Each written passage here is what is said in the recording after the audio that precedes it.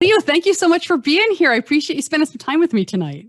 Thanks for having me. Excited to have a chat. All right. Well, first of all, I have to ask you about your shirt because I saw that hashtag on Twitter that you guys were using.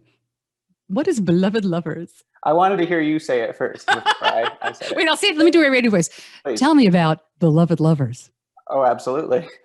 So Alana and I got married a little over a month ago, and we have a ketubah, which is a Jewish wedding contract.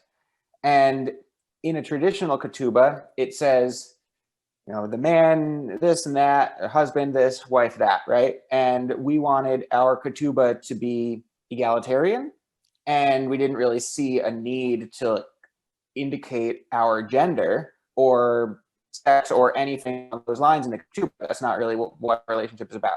And so we talked to our rabbi, who's extremely, open-minded and accommodating, and he came up with some text which he has used before, or he came up with some text that is egalitarian, and the translation from Hebrew to English was beloved lover, and really liked that. And so in the wedding, which we live streamed because we couldn't invite most of the people we wanted to because of COVID, he explained that, and there was a live chat on the YouTube live stream that was happening, and everyone was like, beloved lover, and then they started writing hashtag beloved lovers.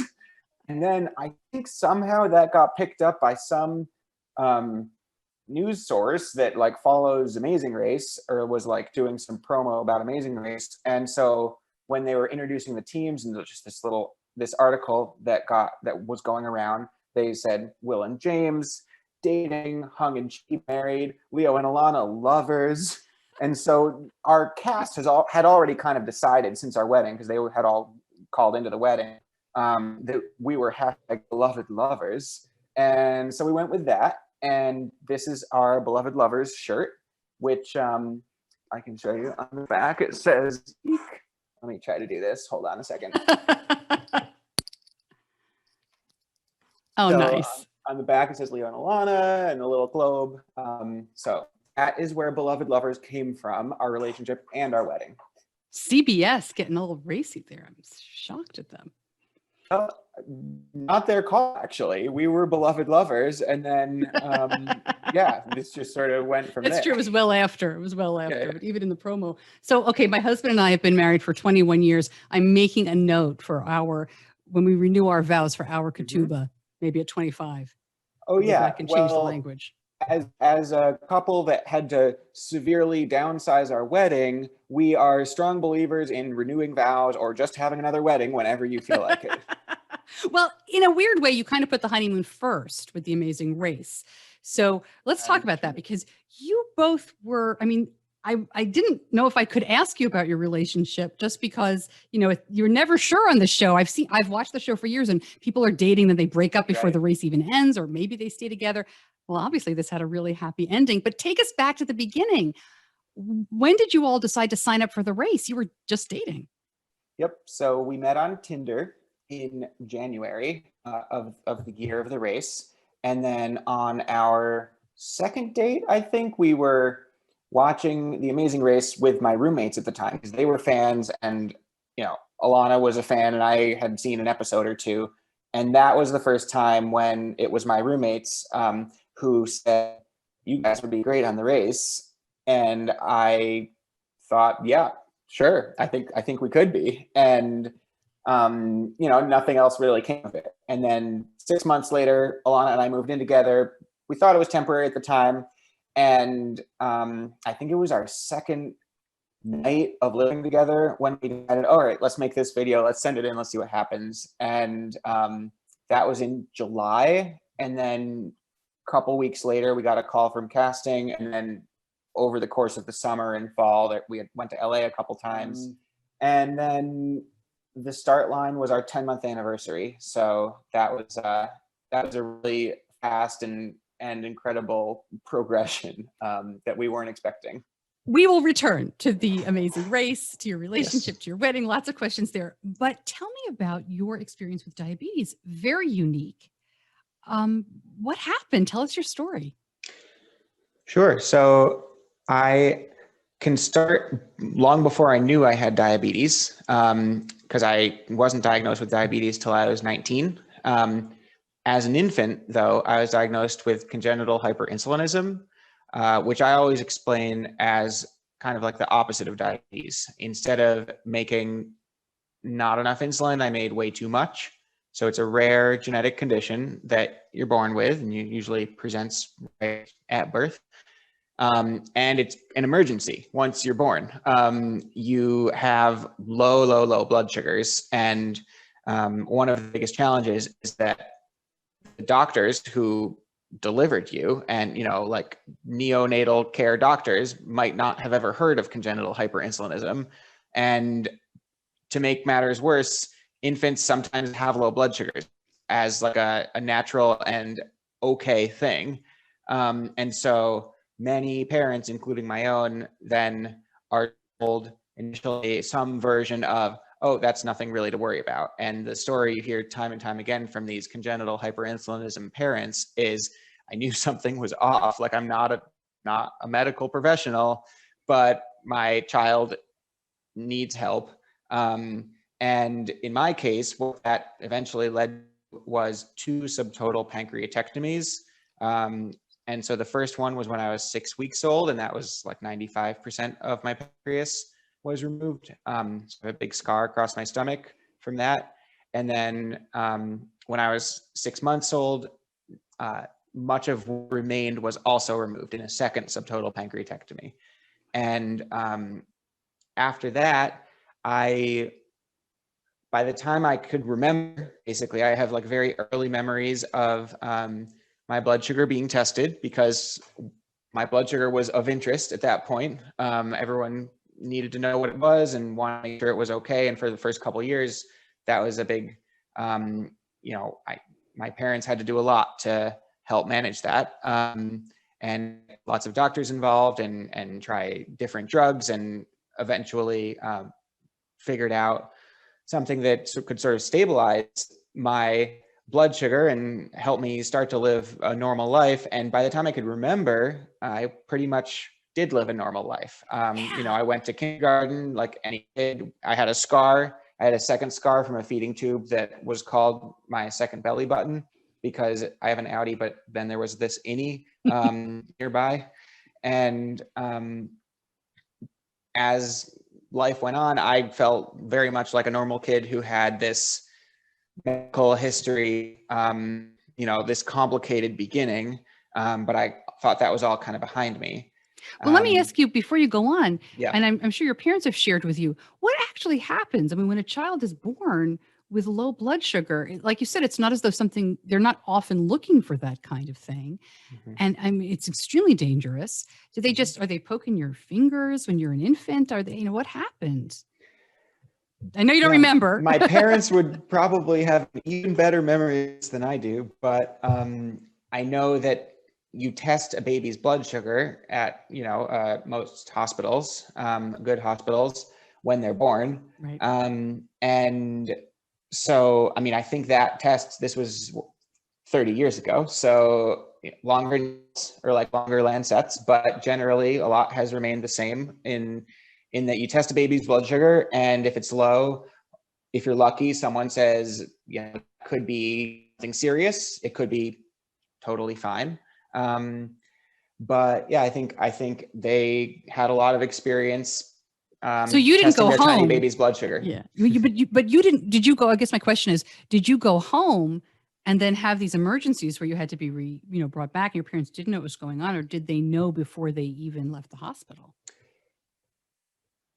I believe my parents didn't have a clear diagnosis before I was discharged at the very beginning. And then within, weeks, if not days, I was brought back. They said he's having, he had a seizure. He's not getting better. Like, this low blood sugar thing is here to stay. And I'm again, my parents would have a lot more to say about this, but at some point they were equipped with a blood sugar testing kit to, check me regularly at home. But I think that within those first couple of days and weeks, they quickly discerned that something was off. And I have,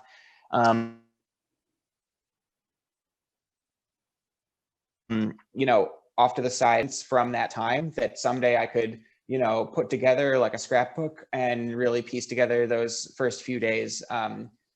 My parents used to have this box, and at some point I said, I need the box because once in a while I need to be able to explain to people, not in an interview, but in a doctor's office, what exactly happened.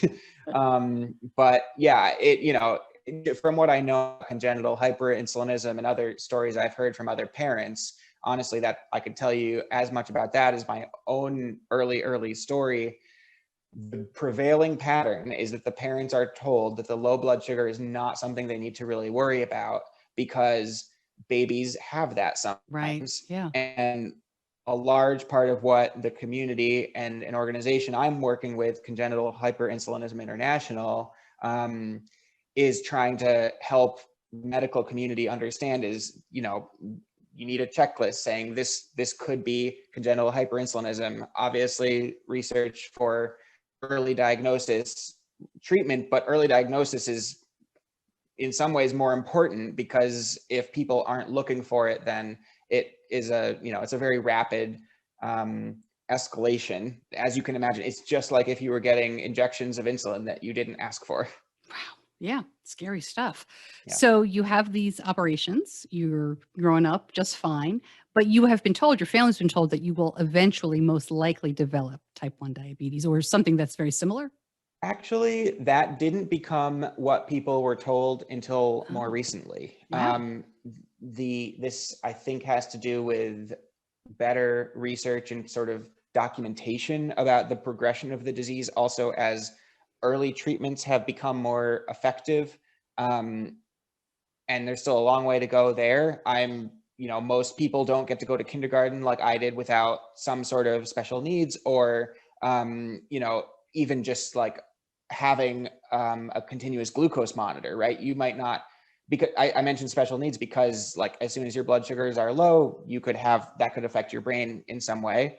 But also, even if you don't have that consequence of the low blood sugars, you might still have a lot of trouble controlling your blood sugars early in life or throughout your life. And so the fact that I didn't have any of that from, nursery school, kindergarten, and on through the beginning of college is sort of unusual. But to your question, my parents were not told that I would get diabetes. Part of the reason, I think, is because my pancreas was making so much insulin, there was a thought that removing just the right amount would lead to me being just fine. Or, you might not remove enough. Like I might still have low blood sugars. Like there was no assumption that I would have diabetes, although my understanding is more recently that's become more of an assumption that like you do this type of operation and then no one knows when, but eventually you will have diabetes. All right. And now I have one more dumb question about the surgery before we move on, because I know everybody wants to know about you and the Dexcom and the Amazing Race, but I'm Right. so curious. We think about the pancreas, and I think most people in the diabetes community understand that it's not dead. It didn't stop doing everything it's supposed to do, but we don't think about it as doing anything much more than producing insulin. You have like this much of a pancreas left, and you have been living this happy, healthy life, even though we're going to talk about your diagnosis. Are people generally surprised when they hear that? Is this more of an education for you to do? Because I got to tell you, when you told me that, I thought that's not at all what I thought would happen. Yeah, I wish I could read the logs of my pancreas to tell you exactly what it's doing and what it's failing to do. Like if you were trying to debug it. And there's not an easy way of getting in there and finding that information. I mean, you really would have to, I engage any doctors I encounter and try to get those kinds of answers out of them. Like, what is it that my pancreas is not doing? Like, I know it produces all sorts of hormones other than insulin. I don't have the background to even ask the right questions, right? But all I can say is that with a little bit of pancreas, you can get a little bit of function, and I guess enough such that I'm not diagnosed with anything other than diabetes. But it is a great question, and there's not a ton of Wow. patients to do this research on. Wow. Nor is it something that you'd want to interfere with someone's life to do research Right. on. Like if you were to poke around in there, like you could cause a problem. So Right. on some level, you kind of just keep an eye on it. But one thing I do quickly want to add is that my parents and I, after I was diagnosed with diabetes, we were really kind of kicking ourselves. Like, doesn't it make sense? Like, you took my pancreas out. Like, why didn't anyone mention that this could just, it seems like common sense. I mean, I had never thought about diabetes before, but my parents had certainly thought a lot about blood sugar, and they were like, of course, like diabetes. No, I gotta say, in everybody's defense, I think I would just be very happy that my baby, who was going super low, all of a sudden, they figured out what was wrong. They fixed it. You went to kindergarten. If the doctors aren't telling you, why were you Right. going to find something? We So, thought we were in the clear, yeah. and we weren't testing my blood sugar after I was in first or second grade, like, and there's no indication that there was any need to at that time. Yeah. So no what happened? symptoms. Did you go to college and start having issues, or did it come on suddenly? So I went to college. I look back and I wonder when the symptoms really began.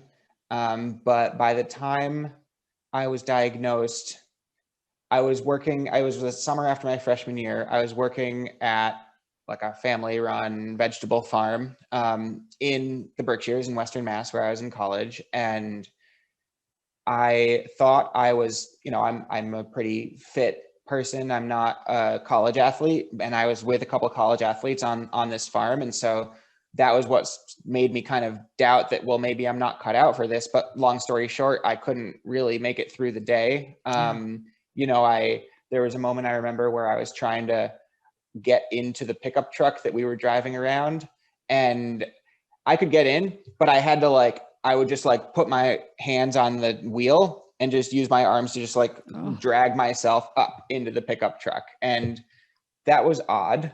I'm not used to having that much trouble with something that seems simple. Why wasn't I using my legs, right? I probably was, but I wasn't using my body the way I normally would. And then I also, again, no surprise to the community, I had to pee all the time. And so these guys I was working with were thinking like, what's wrong with Leo? Like, all he does is go to the bathroom, and he's not very good at any of this manual labor. And I didn't know why. And I was starting to think maybe I just am sickly. I'm just someone who is not as fit and capable as I thought I was. I'm not one of these college athletes, so who knows? So I went home for a couple weeks. I said it was a vacation. I'd kind of planned to take 2 weeks off at some point in the summer anyway. I was at my girlfriend's house at the time, hanging out with her and her family, just in the living room, really low key, like someone was watching TV, someone was reading the newspaper. We might've been playing a board game, and I was just lying on the floor, basically. I would only get up to go to the kitchen and get like a tall glass of milk. And I think I went through an entire gallon of milk. And then I was like super comfortable in this environment. So I wasn't pretending to feel any better than I was, but I also wasn't unhappy. I just had no energy. I was I was completely down for the count. And her mom is a scientist, and she said, "You're not well and you should go to the doctor. You should go home and go to the doctor." And I did, and they tested my blood sugar, and it was 650. Yeah. And so that was, right away they put me on insulin. And I, skipping forward a bit, I went back to the farm 2 weeks later, and they were astonished by I had gained 20 pounds back. And I could do stuff. Yeah. Yeah. Do you remember how different you felt? Once I was on insulin, right away, I had, 10 times the energy. I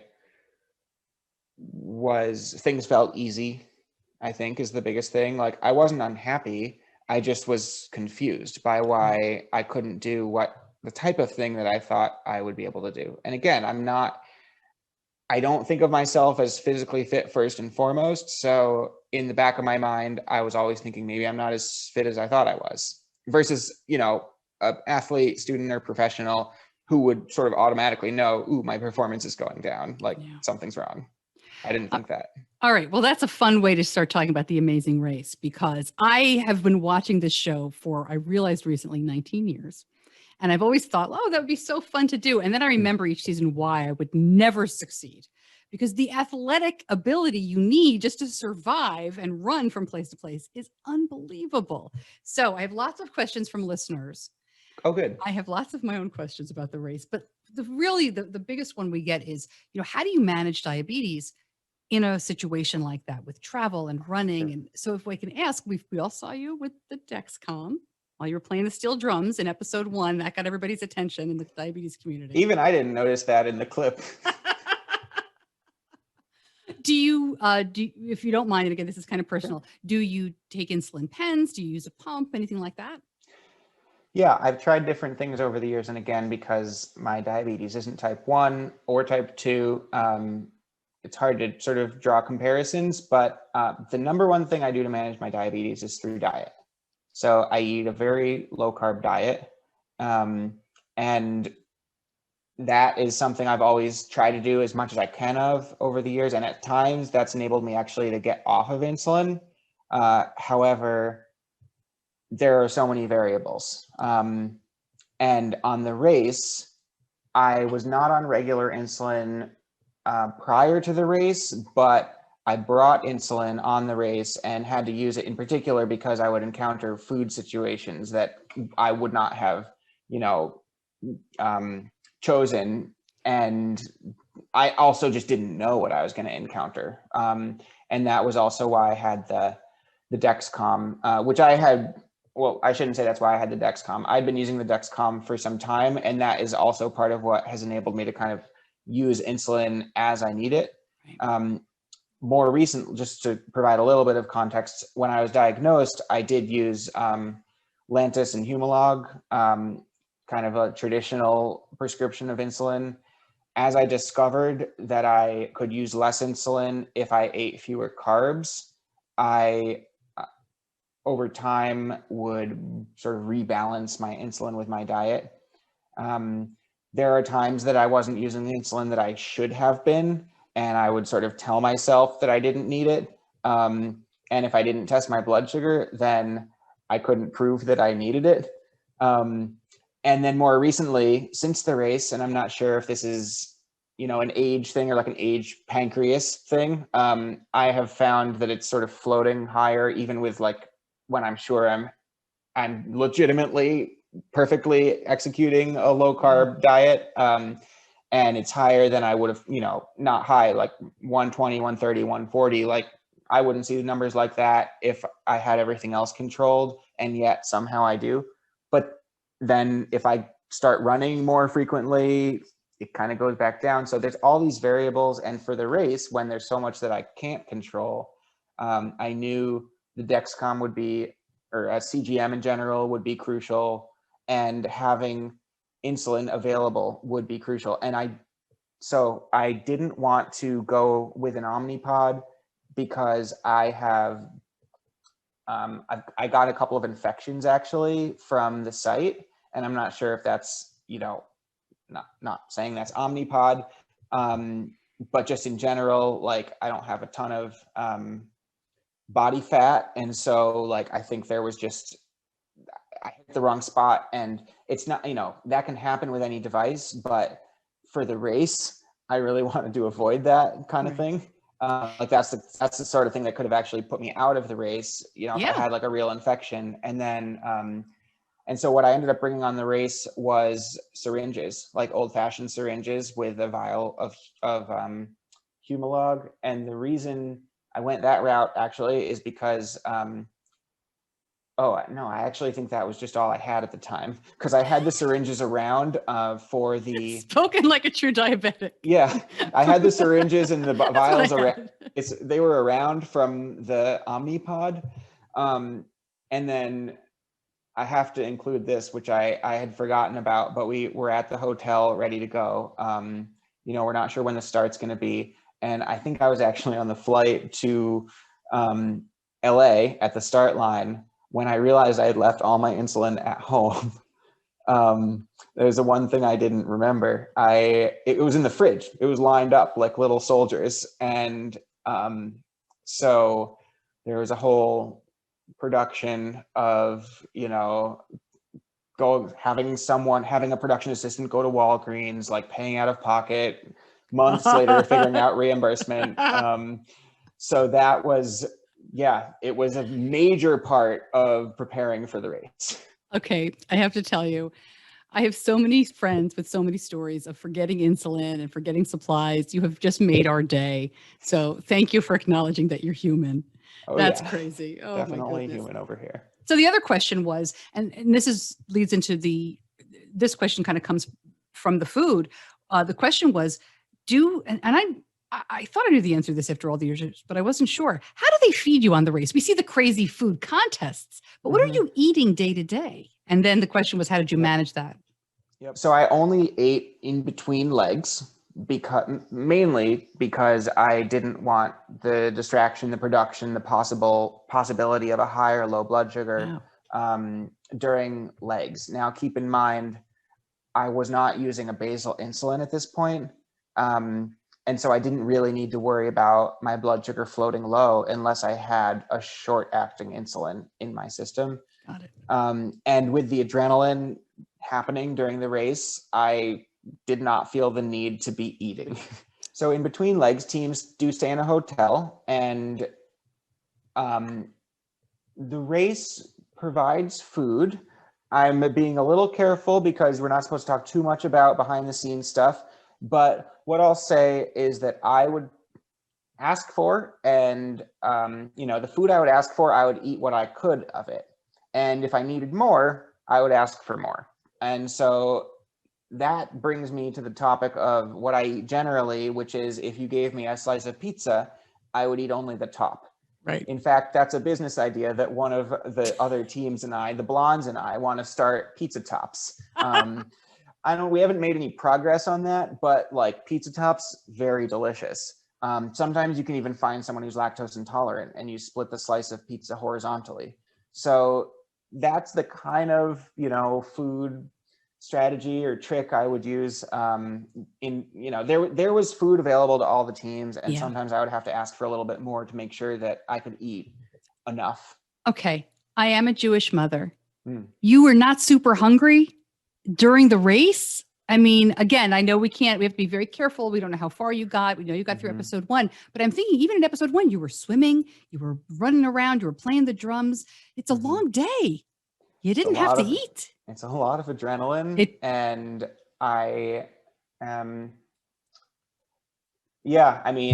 always had a bar. I always had sugar tablets with me. So I should point that out.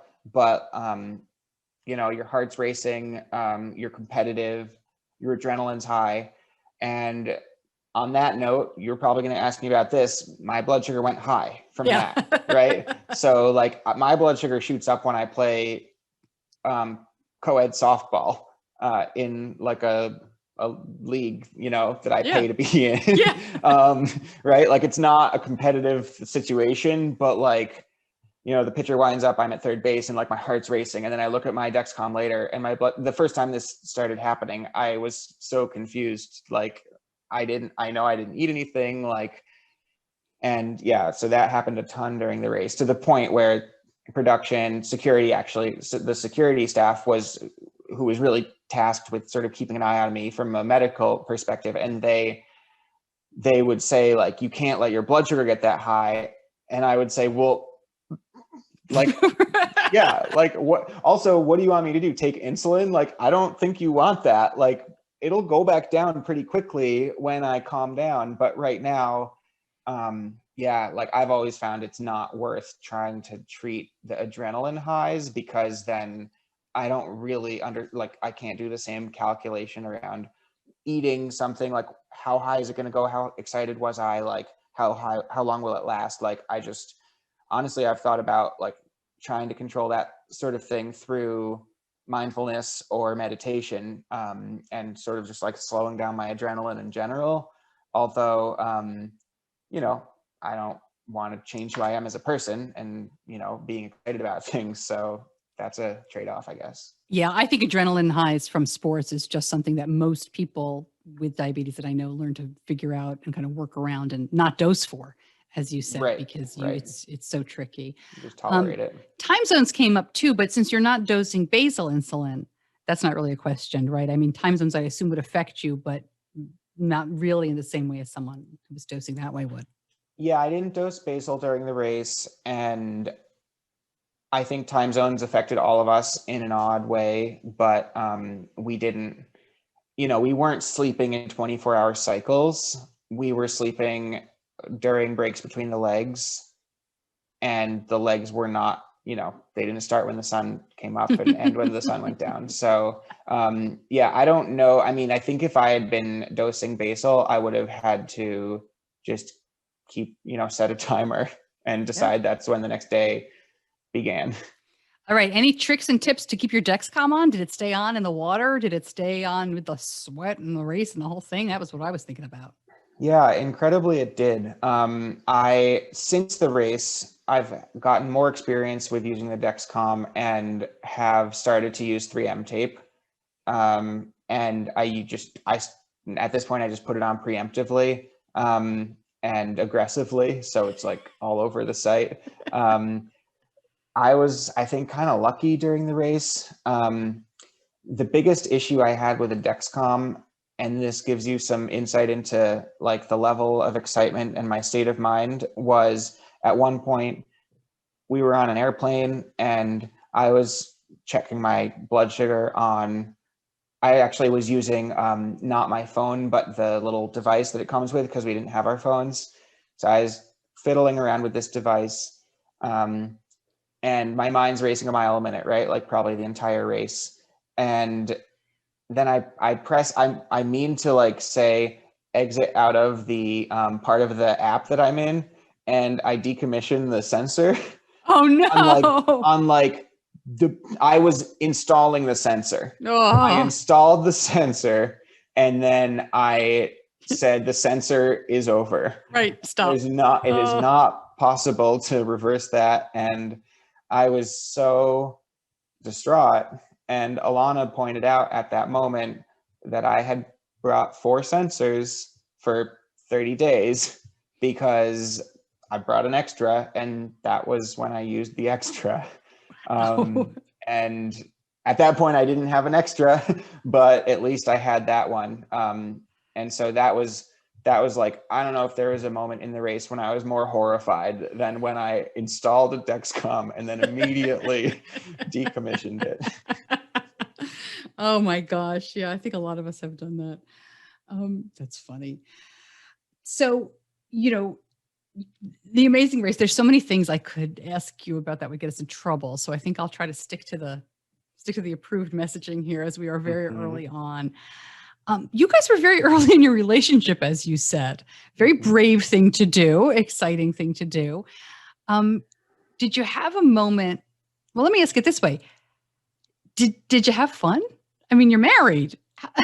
Yeah, we had a lot of fun on the race. It was also, I will say, a very stressful experience in general. Our first time on TV, we really wanted to keep racing. You might have noticed in the first episode, we were on the second flight. We were in 10th place at a certain point. The oil drums were huge and hard to handle. The fish numbers challenge was horrible. Try remembering 4 numbers in a row. The numbers were okay, but the colors, the problem with the colors is that what are you reading? The fish nose to tail, left to right, like you flip it over upside down, right? It's sort of like you can reverse the fish in all different directions. And we were just like, really, things were not getting any easier. and then the steel drum challenge, fortunately, I felt pretty comfortable with. So that was Trinidad and Tobago, and we had a blast, but we also had a lot of anxiety.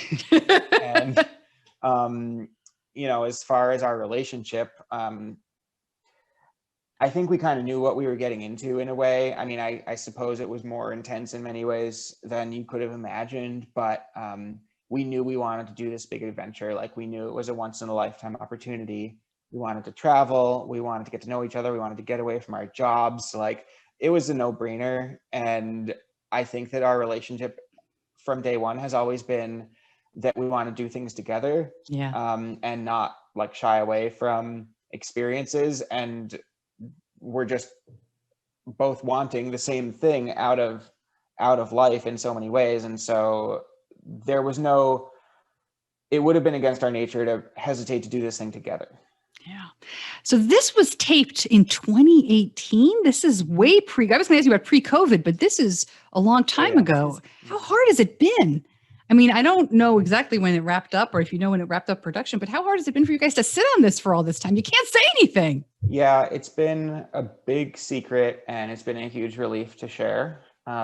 We were able to share with, close family initially, NDAs and everything. We couldn't share with work. We couldn't share with friends. We couldn't share with our friend who was house sitting for us. And we have been able to stay in touch with the cast. We're really close with the rest of the cast. The fact that it took so long to air is, I think, part of that. Like, we've had a chance to see each other, go through, stages of life together. A couple of them were at our wedding. Everyone else was, live streamed into the wedding. So having the cast as sort of a support system through this has been really huge. And it's just it's a huge relief to be able to share. I bet. That's unbelievable. Yeah. And I have to say, just watching the first episode, and I haven't watched the show in a few years, and now I'm back in. I'm very excited. Good. But it was a great joy. Season. Best season yet. I'm glad to hear it. But I got to tell you, it was a joy to see travel. Mm-hmm. It was exciting to see the world again. It's voyeuristic. Yeah, it's what we need right now. I mean, being able to see myself do those things is a trip and feels so great. But also, just being able to see people interacting like we used to. I'm sure there's going to be some airplane footage. The first episode was notably absent airplane footage, which I think everyone was sort of, that's what you want to see right now, is like everyone like squeezing onto a plane. But there will be some of that. The carnival in Trinidad, imagine, that today. You want to see that back to the way it was when it can be. But I do think it's the perfect show to be airing at this time. Unlike Big Brother, where you're locked in a house and it's kind of the same as, you get everyone tested and then you can be in the house. But the race is obviously, the opposite. And we're all hoping they'll be able to, keep running it again soon. I would like to know, and I've watched the show for 19 years. What's the crew like? What's it like traveling with those other people that we never see? Yeah. So the crew, first of all, the crew is many in number. Yeah. And they're, an integral part of the experience. They are supportive. They're excited to be there. They do incredible physical things with, 50 pounds of equipment, trying to keep up with us. We're trying to go as fast as we can, and then they're, jogging alongside us. They are, they have a job that would have been hard to imagine. I mean, now I've kind of seen them do it, but they travel around the world. A lot of them work on other shows. Some of them have been doing the race since the beginning. And now we follow a bunch of them on Instagram, and they all post great photos of, their non-office jobs. Like when you guys Yeah, at the you end, get close to them. you've got the goats, right? And you're running to the mat. Where are they? They're behind you. They're in front of you. They're trying not to get trampled by goats. I mean, it's got to be an incredible skill on their part too. Yeah. So also keep in mind that there's equipment like drones that Oh they yeah. can deploy. So generally speaking, 90% of the footage I would think is from a person carrying a gigantic camera, just running around. But if you think about like the water challenges, actually, I think they had cameras on the boats. I probably shouldn't get too into that. You should probably just start with the Sometimes it's first half. drones. Yeah. Sometimes it's drones. And what's Phil like? Phil is nice. Don't tell me if Phil's not nice. No, Phil's great. Phil is just like he is on the show, except if anything, quicker, wittier than you might expect. Like none of it's scripted, as far as I know. He's really fun, really warm, and he wants us to do our best. One thing I did want to ask before I let you go, when I found you on Twitter because someone in the diabetes community Yes. was talking directly to you and saying, hey, we watched the show. My daughter just got a Dexcom and saw you with yours on TV and it made our night. You are, while an unusual case in the diabetes community, you are in the community now. And I'm curious what that's like for you when you see people reacting so positively and so excited to see you on the show. I was definitely surprised that people picked up on it right away. I didn't see the Dexcom in the episode, and it's an incredible feeling to have that be an inspiration for people. And I know how I felt when I was first diagnosed with diabetes, and I didn't know what I would be able to do. It took me some time to realize that I wasn't going to get a break from it. And to there's the diagnosis, which was a relief actually, because then I could do things that I wanted to be doing and thought I could be doing. I just, they told me I just have to do this and that, and then I can live my life. And then it was probably a couple months later where it sort of hit me that,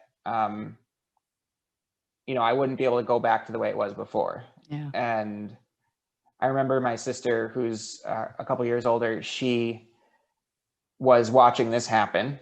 And I was a freshman in college, or I just finished up freshman year of college. And I realized, and especially because I was making such an effort to manage with diet, I realized like I wouldn't be eating birthday cake. I wouldn't be eating a hot dog bun. And the way she saw it was that I had to grow up really fast because I have a sweet tooth.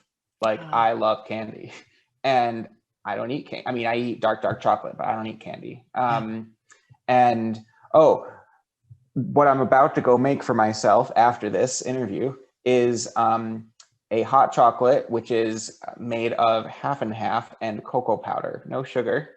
And I mix it together and I heat it up in a saucepan, and it gets like to be, to me, indistinguishable from like a chocolate syrup that I'd want to drink, but it's got no sugar. So I recommend that.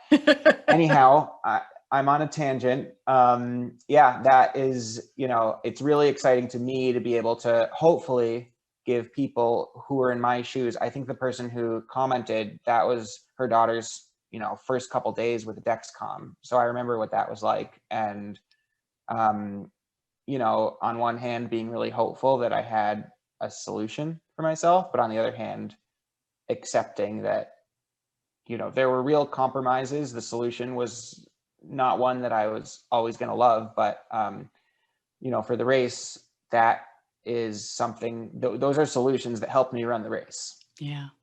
Wow.